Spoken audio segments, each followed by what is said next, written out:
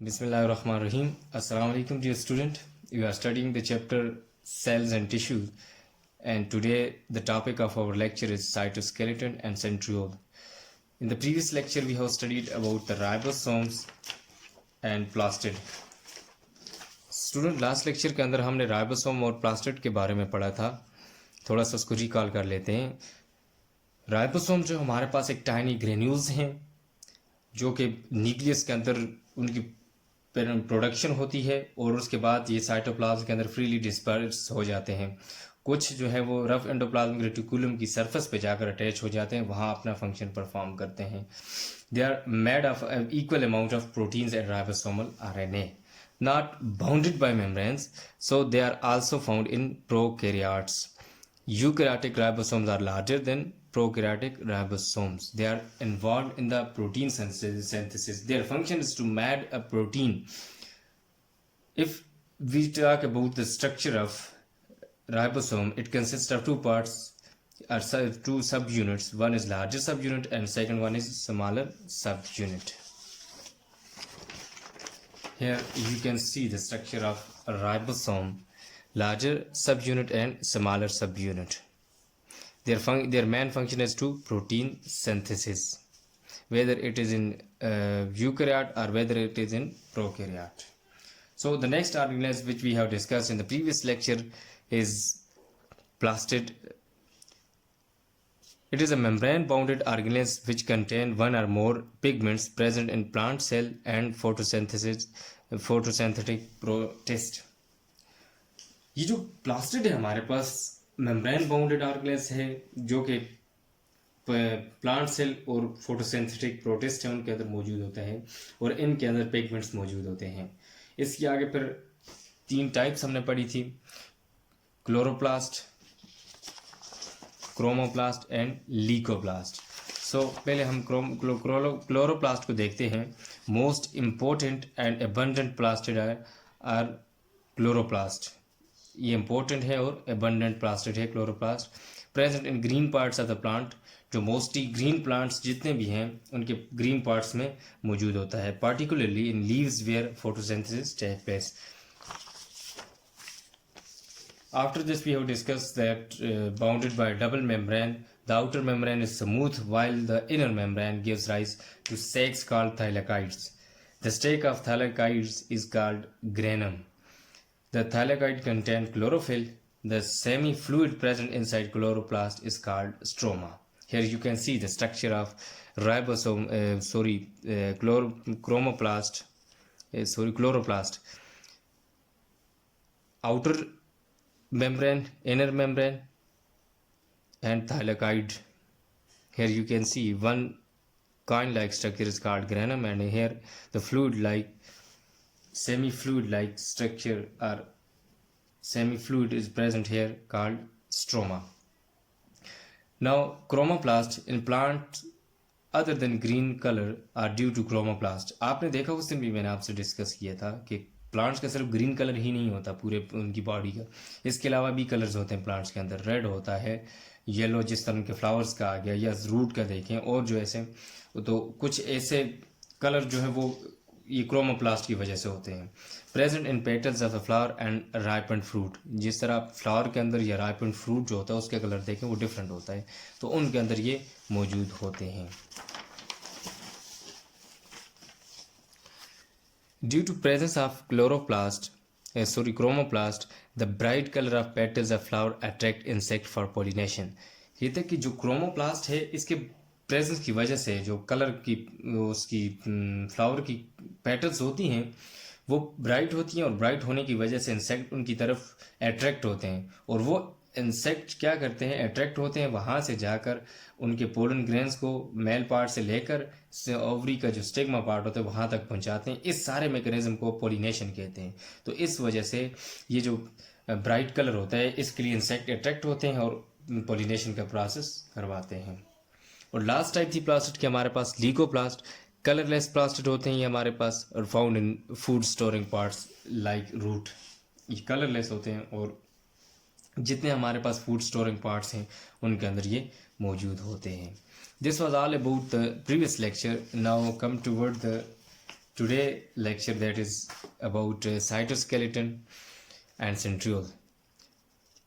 Cytoskeleton. It is a network of filament called microfilament and tubules called microtubules.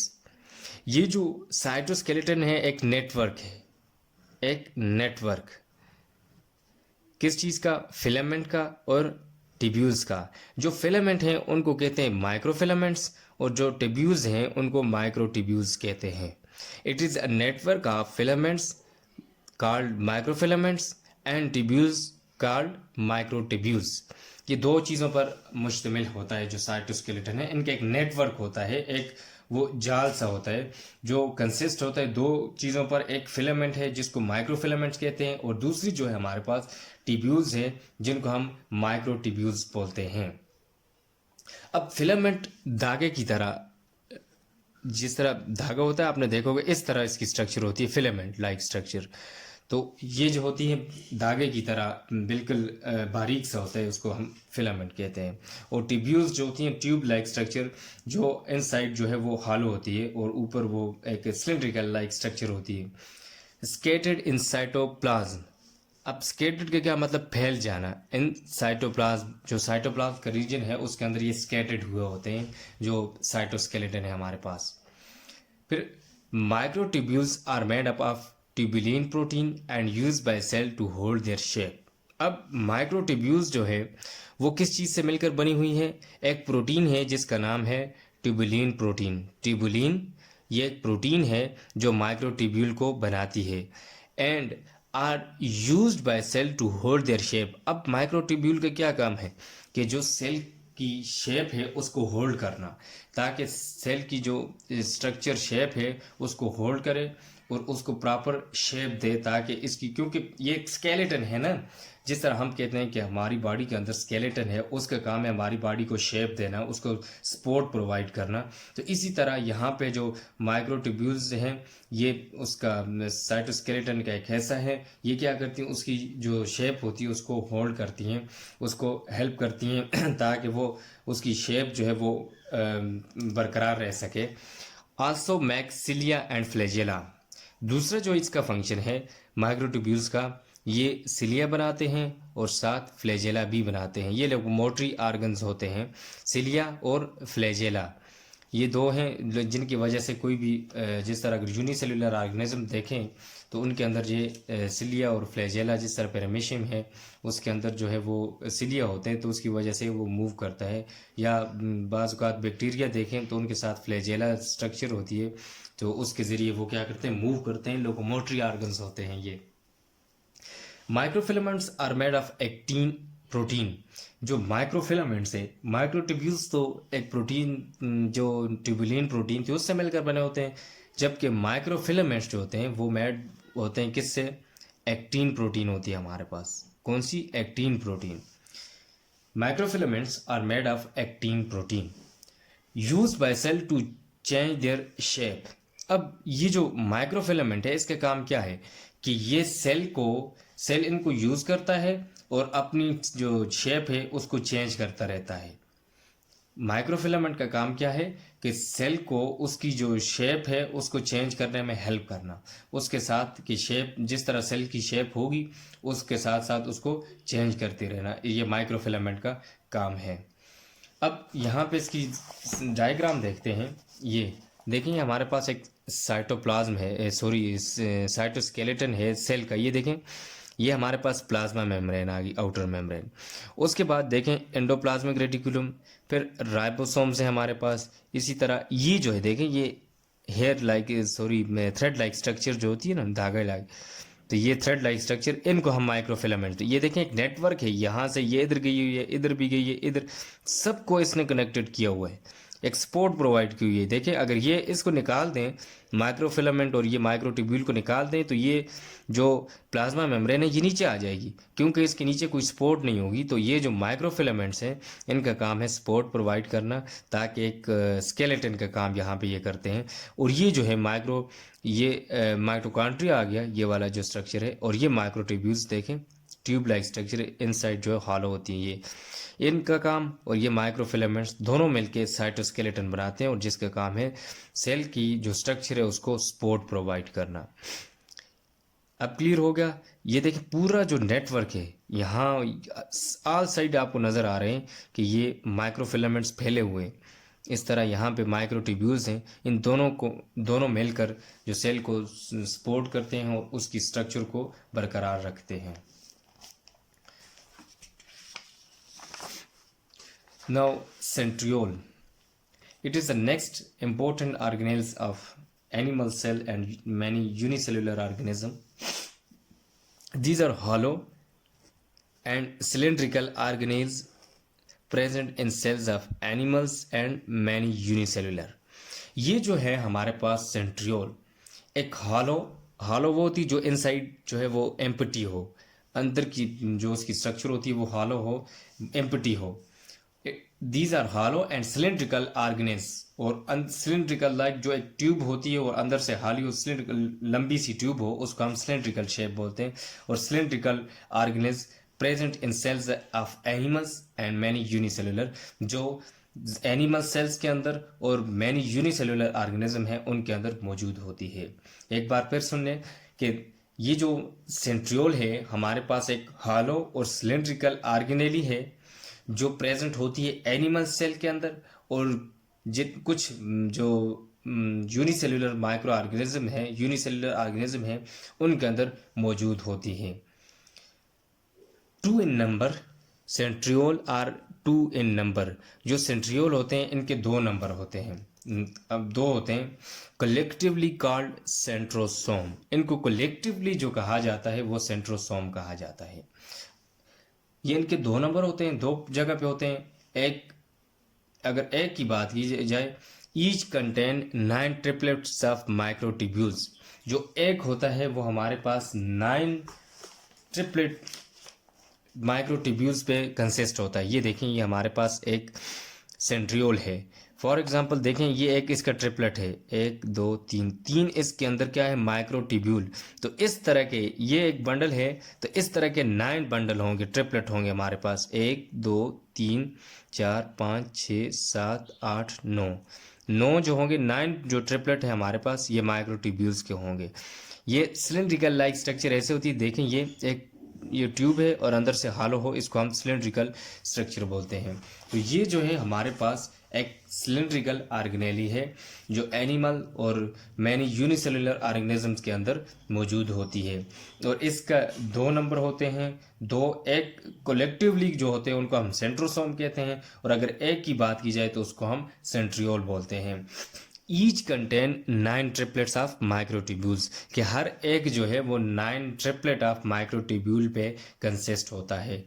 If you talk about the function of centriole, अब function की अगर बात करें तो it form spindle fibres during cell division. अब देखें आपने पढ़ा होगा सेल डिवीजन। सेल डिवीजन होती क्या है? सेल डिवीजन एक प्रोसेस है जिसके अंदर एक सेल 2 सेल के अंदर डिवाइड होता है। सेल अपना नंबर इंक्रीज करता है आगे, यानी कि या तो वो मियोसिस करता है या माइटोसिस करता है। अगर बॉडी सेल्स हैं तो वो माइटोसिस करेंगी, अगर वो जर्म सेल्स हैं तो वो क्या करेंगी, मियोसिस का प्रोसेस करेंगी। तो इस तरह वो आगे अपना नंबर इंक्रीज करते हैं। इस प्रोसेस को हम सेल डिवीजन कहते हैं। तो ये जो इसका फंक्शन है कहता है कि ये स्पिंडल फाइबर की फॉर्मेशन करता है। जो सेंट्रियोल है हमारे पास, formation of spindle fibres during cell division. अब स्पिंडल फाइबर्स क्या होते हैं?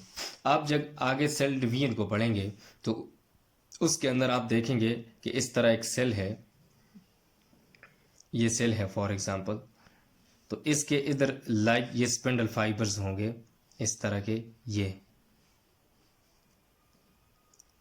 इनको हम स्पिंडल फाइबर, यहाँ पे तो वो होंगे ना क्रोमोसोम्स, तो ये जो स्पिंडल फाइबर्स होंगे ये इनकी फॉर्मेशन होगी। तो इसका सेंट्रियोल का काम है इन स्पिंडल फाइबर की फॉर्मेशन करना। अब सेल ड्यूरिंग सेल डिवीजन, क्योंकि यहाँ पे ये जो सारा सेटअप जो हो रहा है ये सेल डिवीजन के लिए हो रहा है। तो ये जो स्पिंडल फाइबर्स हैं ये आकर इन क्रोमोसोम्स को यहाँ से डिटैच करेंगे एक दूसरे से, और फिर डिवाइड आगे जब आप आगे पढ़ेंगे तो आपको डिटेल से समझाया जाएगा कि सेल डिवीजन होती क्या है। तो उस वक्त ये स्पिंडल फाइबर की फॉर्मेशन करते हैं सेंट्रियोल। फिर उसके बाद हमने पढ़ा spindle fibres helps in chromosomes movement during cell division. और ये जो स्पिंडल फाइबर्स हैं ये हेल्प करते हैं क्रोमोसोम्स की मूवमेंट को ड्यूरिंग सेल डिवीजन। देखें ये अभी जो मैंने आपसे डिस्कस किया, ये अगर क्रोमोसोम्स हैं ये, तो इसकी मूवमेंट में यहाँ से इसको डिटैच करके इधर ले जाना, इधर इधर इधर, इसकी मूवमेंट में हेल्प करना स्पिंडल फाइबर्स का काम होता है। Spindle fibres help in chromosome movement during cell division. अब सेंट्रियोल की स्ट्रक्चर देखते हैं। ये इसका ओवरहेड व्यू है, आप देख सकते हैं ओवरहेड व्यू के सामने से जो है अभी इस तरह पीछे ये जा रही हैं, तो ये सामने से आपको नज़र आ रही है। देखें एक ट्रिपलेट ये है, 1 2 3 4 5 6 7 8 9 9 ट्रिपलेट्स होते हैं हमारे पास। इस तरह ये अरेंज हुए होते हैं और हॉलो इनसाइड होती हैं। ये जो ट्यूब्यूल है ये भी हॉलो होती है, और ये देखें ये जो अंदर से है इसके अंदर ये हॉलो होती है और इस तरह अरेंज हुई होती है, एक सर्कल लाइक स्ट्रक्चर। ये 9 ट्रिपलेट्स पे कंसिस्ट होते हैं। ये देखें इस तरह माइक्रोट्यूब्यूल्स जो हैं वो अरेंज हुई होती हैं। हर एक जो ट्रिपलेट होता है वो इस तरह अरेंज हुए होते हैं। देखें फिर आगे वो ट्रिपलेट दूसरे ट्रिपलेट के साथ, फिर दूसरा तीसरे के साथ, इस तरह करते करते 9 ट्रिपलेट मिलके हमारे पास एक सेंट्रियोल बनाते हैं। और एक सेल के अंदर जो एनिमल सेल है या यूनिसेल्युलर ऑर्गेनिज्म है उनके अंदर 2 जो हैं वो सेंट्रियोल होते हैं, और उन दोनों को कलेक्टिवली जो कहा जाता है वो सेंट्रोसोम कहा जाता है। ये इसका ओवरहेड व्यू है और ये इसका साइड व्यू है कि साइड से इस तरह होता है। ये अगर सामने से देखें तो इस तरह आपको नज़र आएगा, और अगर साइड से देखें तो आपको इस तरह नज़र आएगा। This was all about today lecture. Now we discuss with some of our lecture. Student, today we have discussed about the cytoskeleton and centriole. Cytoskeleton is a network of filaments called microfilament and tubules called microtubules scattered in cytoplasm. Microtubules are made up of tubulin protein and used by cells to hold their shape. Also make cilia and flagella. Microtubules also make cilia and flagella. Microfilaments are made of actin protein used by cell to change their shape. Here you can see the diagram. Here you can see the structure of cytoskeleton. It is a network of microfilament and microtubule. This is microtubule, and here the network which is here is microfilament. These microfilament and microtubules combine together and form cytoskeleton, which provide support to the cell. This was all about the cytoskeleton and centriole. These are hollow and cylindrical organelles present in cells and of animals and many unicellular. It means it is present only in animals and many unicellular organisms, not in plants and prokaryotic cells. So, centriole are 2 in number, collectively called centrosome. Both the centriole are called centrosome. If we talk about single centriole, each centriole contain 9 triplets of microtubules. Each contain 9 triplets of microtubules. Their function is to form spindle fiber formation. I have told you that what is spindle fiber and what is the function of spindle fiber during cell division, and also told you about the cell division, that what is cell division. Spindle fibers helps in the chromosomes movement during cell division, and the function of spindle fibers to help chromosomes movement during cell division. And your home assignment is draw a neat and label diagram of cytoskeleton and centriole. This was all about today's lecture. If you have any query, you may ask. Allah Hafiz.